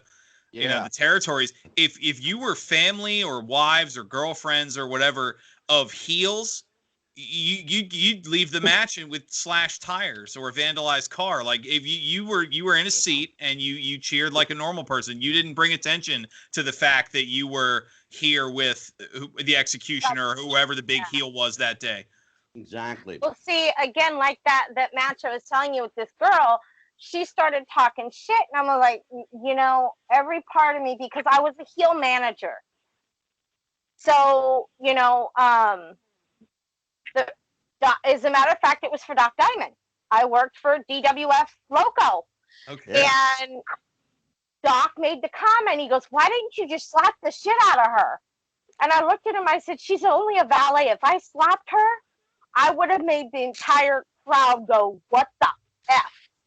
Yeah. Because I would have slapped her taste buds right out of her mouth. Because to me, it's the point that if you're gonna play the ballet, or and I'm sorry, she was a ditzy blonde. Nothing against blondes, but she was a ditzy blonde. He was like, "What? What? Why are you talking to me like that?" I was like, "You are just Debbie Does Dallas the wrong way." And Doc goes, "What did you just say to her?" Debbie Does Dallas the wrong way. We gotta go out for a drink one time. That's all I'm there like, is would to it. rather me lie to her than tell her the truth. I was like, "I'm sorry, but I was trained to be brutally honest. Sometimes it gets my ass in trouble. However, I'm not going to sugarcoat stuff." And that's one thing that irritates me with these girls, because they think it's all candy canes and roses. No, sweetheart, you got to do like all of these other ladies do. Put your work in and Yeah. And we just throw lost us her in a mic. bucket at least once a day. Yeah. Well, Dan, we got to wrap it up. Yep. Let's get to Judy Martin. Judy, any final thoughts? I think we lost Jen's mic my here. headset I think just Jen's realized. I'm still here. I got a question for Kacee. Sure. Yes, ma'am. Kacee, where do you work out of mostly? When you wrestle and everything, where do you work at? I'm based in Virginia, not too far from DC. So I'm based in the Mid-Atlantic in Virginia, and I primarily wrestle in Delaware, Virginia, North Carolina, West Virginia, but I also go up to New Jersey and New York. I'm going out to Wisconsin this weekend to work. I've been out to Portland. I travel everywhere, but I'm based in the Mid-Atlantic. Mm-hmm. Yeah. Oh, okay. So how close do you get to South Carolina? Driving distance. Yes. I'm depending on what part of South Carolina, maybe 8. No, probably not that long. Probably about 7 or 8 hours. It's a really easy trip down 95. What I said, Nick, if you're close to South Carolina next time around, within maybe a 200-mile radius, working around South Carolina or North Carolina, give me a call, because I would like to go see one of your matches. Oh, wow. Okay. Yes, ma'am, I will do that. You have no idea. You just made my day. Thank you so much. You just flattered me and humbled me like you wouldn't believe. Yeah. Wow. And Jennifer, thank you. I would love to have all you ladies at my shows, at one of my shows. I would love to have all 3 of you as well. Kacee, I'm going to try and get her on one of my shows for next year. But I definitely would love to have you, Judy, and you, Victoria, at one of our shows, because I want to be able to show, hey, these are the women that paved it for me. These are the women that gave me the gumption and say, hey, I can do it just as well as they can. I mean, Jennifer? I am actually in Philadelphia, but we run our shows out of Delaware, New Jersey. Oh, okay. We actually have a show coming up June 27th, and I am going to be in a mixed tag team with Gangrel. Him and I are going up against a husband and wife team that are from New York City. They go by Alexa Rose and Trigger. Mm-hmm. I love okay. Yeah, it's funny because when I got married to my ex-husband, we got married in the wrestling ring, and he actually walked me down to the ring. And everybody gave me shit because I didn't go down with the normal wedding march. I went down to Living Dead Girl by Rob Zombie. I was like, I'm not your traditional bride. Hello. Right. My colors were black. I'm shocked by that revelation.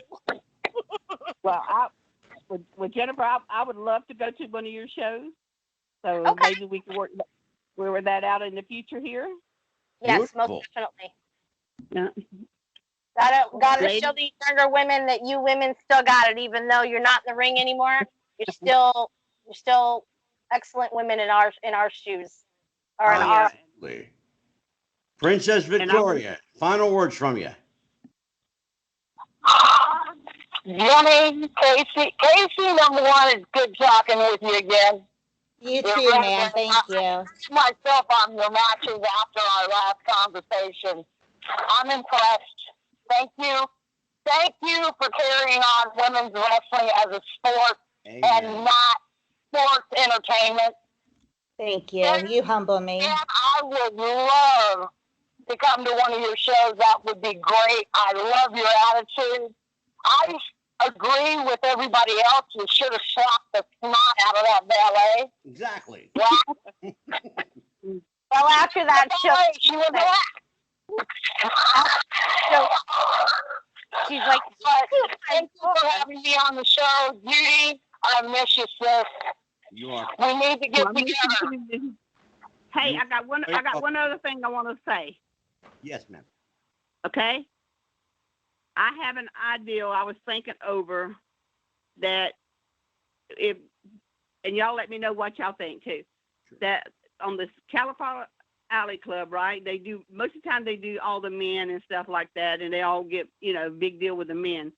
What do y'all think of having one night for women only to be recognized? Oh my God, I love it. Absolutely. I'd be totally 100% on board with that one. I love it. For just women only. Okay. Well, I'm gonna try to talk to some people and everything and see what I can get done, and see if we can't, have an extended night so we can have just just women that they can, the fans can get to know and stuff like that, and the people come up there so they can actually see, the women from the, maybe if there's any from the 60s living, and then the 70s and the 80s and the 90s. That would be amazing. So everybody has a story to tell how different over the years it has become for women wrestlers. Yeah, absolutely. Mm-hmm. Absolutely. Okay. Well, I'll tell you what, I am so thankful that you agreed to be here. I know you don't do a lot of these type of things, but I'm so grateful we made history tonight. We got, 4 of the most incredible women in the business here, all in one spot. And I cannot personally thank you enough. Dan, I think we are gratefully indebted to these fabulous, fierce females. Absolutely. This was a wonderful night. I appreciate everything everybody said. It was obvious. It was candid. Several stories I know, even as a wrestling historian, I've never heard. Maybe next time, Jennifer, you won't sugarcoat it and tell us how you really feel. Yeah, exactly. But he don't want me going there. But it was truly an honor. It's moments like this is why I enjoyed being part of the show. Well, Princess thank you, gentlemen. Victoria, any final thoughts, anything to promote before I let you go? Well, I've still got the T-shirts from Tom Filsinger's games for sale. Yeah. I've got 8x10s. People can contact me on Facebook. I'll also put some pictures up of the 8x10s and the T-shirt on your website if you don't mind. Oh, absolutely. Please, by all means. I'm open for booking, not wrestling. I can. My right hand still works. It's the one part of my body that still works. Well, I'll tell you what. I would like to. While I got you here, I am booked for the Icons of Wrestling convention in Philadelphia at the ECW Arena. Just as soon as they reschedule that event, I would love to bring you in. I would love to come. Beautiful. In more ways than one. Oh, God bless you. If I have the extra, they come in. Oh, man. Promote away, Kacee. Well, we're kind of just now at the point for me where there's something to promote again. I'm getting back in the ring for the first time, since February, on Saturday out in Wisconsin for Brew City. So everyone can, my website will go back to being updated now that I have some material to put out there. Everyone can visit my website at KaceeCarlisle.com. Find me on Facebook, on Twitter, Instagram, all the social media. But as my schedule picks back up, I'll be putting out a lot of content for everybody and getting back into hopefully the normal swing of things soon. And can I just say that it was such an honor. I'm so happy that I got to sit back and listen a little bit more tonight, because this was a thrill for me. I can't tell you how excited I was to be part of this show with these ladies. Love you here. Thank you. This is an open invitation for all of you. You are all welcome back here. This show is your home. Anytime you want to promote or just talk or hang out, Wrestling with the Future is your platform. And I speak on behalf of Dan the Man and myself when I say that. Yes, sir. Jennifer Lopez, Sorceress Morgan, promote, my dear. Well, let's go this way. I have actually one of my old posters from the show that we're getting ready to do. A 16-year-old boy actually did this poster for us, so I will put it out there. There you go. Beautiful. My buddy Gangrel. Exactly. We have some awesome talent on the show. We are actually doing it for charity for a young woman who has been dealing with domestic abuse. Yeah. So all proceeds will be going to helping her get out of the state of New Jersey and into a better location where I know that she will be safe. But if you need to get, my Facebook is Jennifer Lynn Lopez. I also have a Twitter, but I could not tell you I'm not on it very often. Oh, I mean, I see the ladies like Kacee and all them. I see what they post, but I'm not a Twitter kind of person. I'm more Facebook and stuff like that. So if you want to add me, please do so. Jennifer Lynn Lopez. Can't miss the purple hair. I will let Dan do the sign off tonight, but before he does, some of our upcoming guests include Part 2 with superstar Bill Dundee. We've got next week Scott Teal, the wrestling author. Scott Teal will be here. We have a non-wrestling show with Mike Williams from the Sage of Quay. He is the man affectionately called the Paul is Dead guy. You can check Mike Williams out at Sage of Quay. We've got Wrestling Wives. This is a fascinating lineup. Mrs. Jimmy Snuka, Mrs. Wahoo McDaniel, and Mrs. Bruiser Brody will be with us, all on one panel, joining us next week, as a matter of fact. We've got a very special show coming up on July 2nd with Joyce Grable. July 7th, we will have an indie state of mind. We will discuss the indie scene. The Tennessee stud, Ron Fuller, will be joining us, as will Andrew Anderson, John Arezzi. We will discuss a return to the territories on July 21st. Baby Doll will make her third appearance with us on July 23rd. And we will finish out the month of July with our favorite from Devotion Championship Wrestling, the one and only Tombstone Jesus will be with us. That just gets us through July. I haven't even touched August yet. So, Dan the Man, take us home, brother. All right. Well, for Wrestling with the Future, I'm also currently running shows. I took over for the late, great Jeff the Ref. I run in the Refs Roundtable. We have several events coming up, including discussions on video games. We touched on modern wrestling, our look at the territories, and some other analysis. Wrestling with the Future can be found on Facebook at Wrestling with the Future Podcast. We can be found on Twitter at Wrestling Future. That's no G, Wrestling Future. So for Wrestling with the Future, don't forget to like, share, subscribe, buy the T-shirts at the link below. And for Angelo, I'm Dan the Man. You all have a great night. Take care, everybody. See you next time. Happy wrestling. Bye-bye. All right.